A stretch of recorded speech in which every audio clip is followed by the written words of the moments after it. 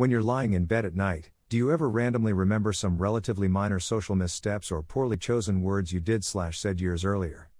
And then beat yourself up over it even though it really wasn't a big deal? If so, what happened?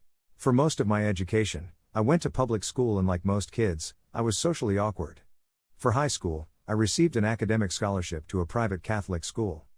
It was a really big deal for my family. I didn't know anyone at the new school.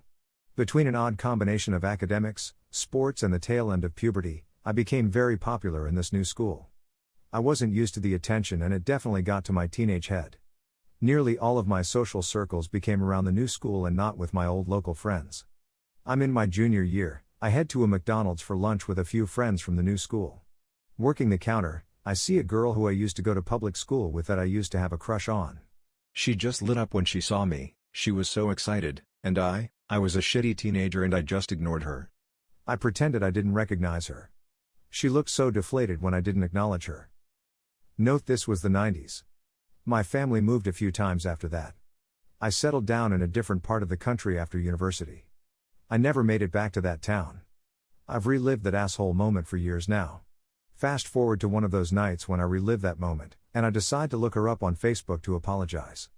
I find out she died 10 years ago in an auto accident. Since I found out her fate, I feel even more awful about that moment.